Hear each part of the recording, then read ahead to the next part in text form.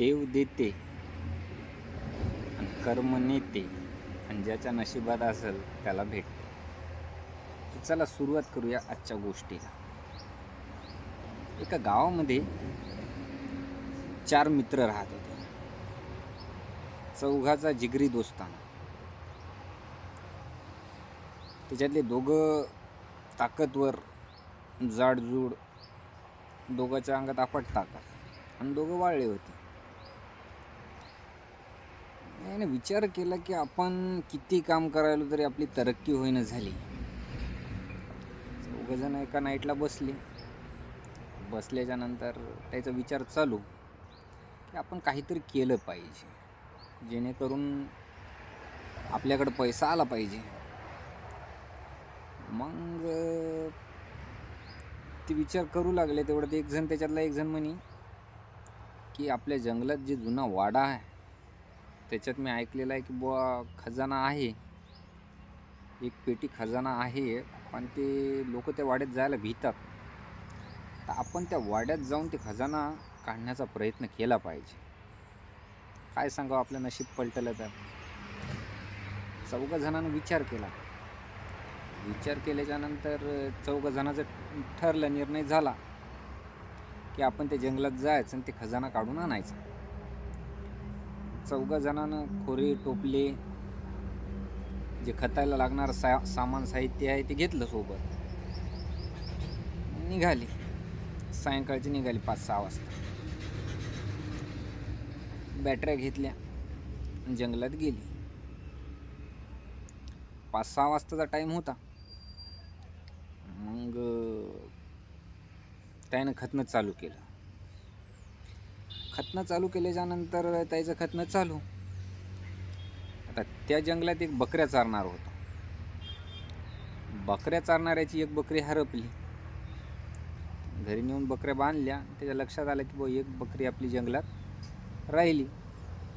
म्हणून ते बकरी आणण्यासाठी बकऱ्यावाला पुन्हा जंगलात वापस आला. तर यायचं इकडं खतनं चालू. यानं खूप मेहनत केली. चांगला 10-20 फूट खड्डा खतला त्या रूममध्ये. यायला सोन्याची पेटी निघाली. जे खजिना होता पेटीमध्ये ठेवून सोन्याचा, ती निघाला. मग हे हाबूत झाले. वर काढले, याच्या गोष्टी चालू. तिथून मग तेवढ्यात ते बकऱ्यावालं चाललं होतं. त्यानं ऐकल्याच्या नंतर त्याला वाटलं की बुवा ते बकऱ्यावालं तिसऱ्याच गावातलं होतं, समजा त्या गावातलं नव्हतं. त्यानं ते ऐकल्याच्या नंतर मग बकऱ्यावालं त्या वाड्यामध्ये शिरलं समजा. त्यानं पाहिलं की यायनं तर सोन्याची पेटी काढली आणि सोन्याची पेटी चमकायली, समजा जसं त्याच्यात सोनं चमकायलं. हे चौघजण घाबरले एकदम की बुवा हे कोण आला आता या टाईमला. रात्रीचे 10-11 वाजले असतील साधारण. हे कोण आला बुवा इथं. त्यानं ते बकऱ्यावाल्याला म्हणले, त्या बकऱ्यावाल्या पोराला की बुवा तू कोणाला सांगू नको, आम्ही याच्यातलं तुला धन देतो. ते बकऱ्यावालं काय म्हणे माहीत आहे का पोरगं, बुवा म्हणे मला धन पाहिजे असतं तर मी स्वतः येऊन खतलं असतं म्हणे. मला ते किती दिवसाचं माहीत होतं म्हणे. पण मला हे धन पाहिजेतच नाही म्हणे. मी जीवनातच खुश आहो म्हणे. हे धन तुम्हीच ठेवा आणि तुम्हीच वाटून घ्या बुवा म्हणे. आणि मी कोणाला सांगणारही नाही बुवा म्हणे. मला जाऊ द्या बुवा म्हणे इथून. त्याला वाटलं बुवा जाऊ द्या, हे तिसऱ्या गावातला, याला काय आपली ओळख नाही. आणि एरी आपण इथं कुठं राहिलो आता धन सापडल्यावर, आपण निघून चाललो मुंबई पुण्यासारख्या ठिकाणी. म्हणून त्याने बकऱ्यावाल्याला जाऊ दिला. बकऱ्यावाला त्याची बकरी पाहत त्याला झाला उशीर. बकऱ्यावाला ते आता घराकडे निघून गेलं. समजा त्याची बकरी सापडली असेल नाही सापडली असेल ते आता त्याचं त्याला माहीत. ह्या चौघा जणांनी जे धन काढलं त्याने ती पेटी बाहेर काढली, आणली. यायला लागल्या भुका. रात्री 10-11 वाजले. भुका लागल्यामुळं मग यायला वाटलं की बुवा आता आपल्याला एकदम भुका लागल्या, उपाशी पोटी एवढी पेटी उचलून नेणं अवघड आहे. म्हणून मग जे चौघं होते ते त्याच्यातले 2 जण जे जाड होते ते म्हणे बुवा आम्ही 2 जण पेटीपाशी थांबतो, तुम्ही 2 जण जाऊन काहीतरी गावात मागून पलीकडल्या खायला घेऊन या. ते म्हणले बुवा ठीक आहे, आम्ही 2 जण जातो बुवा म्हणले. तुम्ही दोघंजणं थांबा, तुम्ही दोघंजण ताकदवर आहा, कोणी इथं आलंही जरी तर तुम्ही सामना करू शकता. त्याचं ठरलं बुवा आम्ही दोघंजणं रखवाली करतो, तुम्ही दोघंजणं जाऊन काहीतरी आपल्याला खायला घेऊन या. बरं ठीक आहे. मग हे दोघंजणं गेले गावाकडे निघून. त्या जंगलाच्या बाजूला एक दूर गाव दिसायला तर त्याला त्या गावाकडे गेले ते. हे दोघंजणं तिथं रखवाली करायचे. मग आता या दोघांच्या मनात आलं की बुवा मेहनत तर आपण दोघांनाच केली, सगळ्यात जास्त खतला आपण दोघांनाच, या दोघांना काही हिस्सा द्यायचा. हे आले की यायचा आपण कार्यक्रम करू. दुसऱ्याचं म्हणणं आलं की बरोबर आहे, आपण दोघांनाच सगळं खतलं, आपल्या दोघांचीच सगळ्यात जास्त हिंमत होती, आपण दोघांना जास्त खतलंय बिन, आपण दोघं जास्त ताकदवर आहोत. हे दोघं जण आहेत वाळले, यायला खतम करून आपण निम्मे निम्मे वाटून घेऊ. मग यायचा असा विचार चालू. हे दोघं जण गेले गावात. गावात गेल्याच्या नंतर तिथं त्यानं मागितल्या भाकरी. दरवाजा उघडून भाकरी मागितल्याच्या नंतर भाकरी घेतल्या.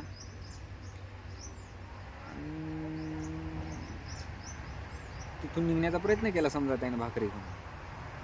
एवढ्यात दुसऱ्याच्या डोक्यात एक प्लॅन आला. ते म्हणे आपण दोघं भाकरी येतच खाऊ आणि यायला भाकरी पॉयझन टाकून घेऊन जाऊ, म्हणजे ते दोघं खतम होतेत म्हणे. आपलं जे सोनं निघलेलं आहे ते दोघं निमी निमी करू. याय दोघांच्या मनात पाप आलं, त्याही दोघांच्या मनात पाप आलं. मग या दोघांचा प्लॅन झाला.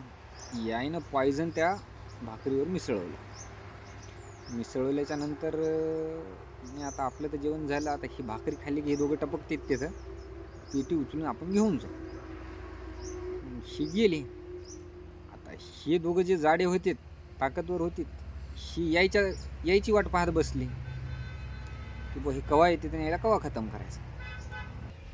ते दोघं गप्पा गोष्टी करत येऊ लागले. तर मग हे दोघं इकडे तयारीतच होते.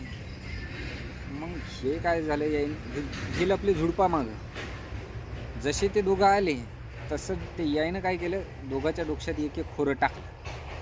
दोघांना रप्पा त्याच्या दोघांच्या डोक्यात खोऱ्यानं वार केले आणि जागेवरच खतम करून टाकले ते दोघं. म्हणे आता यायला तर मारलं म्हणे आपण, आता आपल्याला इथून निघावं लागेल म्हणे. ही जी जाडे होती त्याने त्या दोन पतल्या पोरायला मारून टाकल्याच्या नंतर हे म्हणे आता यायला मारलं तर खरी बुवा म्हणे, पण आता इथं आपल्याला भूक लागलेली, आपण पहिल्यांदा काहीतरी खाऊ म्हणे, आणि खायला आणलेलंच आहे. ती भाकरी या दोघांना खाल्ल्या. आणि या दोघांना खाल्ल्याच्या नंतर म्हणे आता आपल्याला तहान लागली, एक काम करू, यायला त्या बाजूच्या नदीत नेऊन फेकून देऊ आणि आपण तिथं पाणी पिलं की वापस येऊ आणि पेटी उचलून घेऊन जाऊ. मग यायनं काय केलं, पहिल्यांदा भाकरी खाल्ल्याच्या नंतर खांद्यावर उचललं यायला दोघाला. ते वाळे जे होते त्या दोघायला या जाड पोरानं उचललं, गेले नदीच्या काठाला जाऊन यायनं त्या काठाहून नदीमध्ये फेकून दिलं या दोघायला.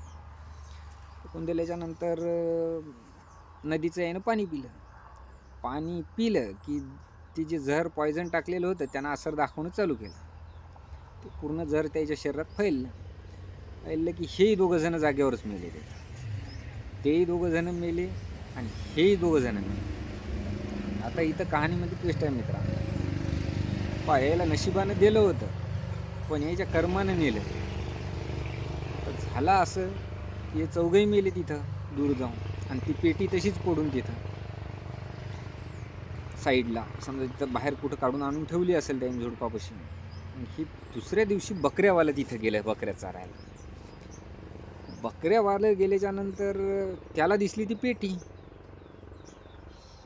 त्यानं विचार केला, बाई रात्री त्या चौघा जणांनी पेटी काढली होती,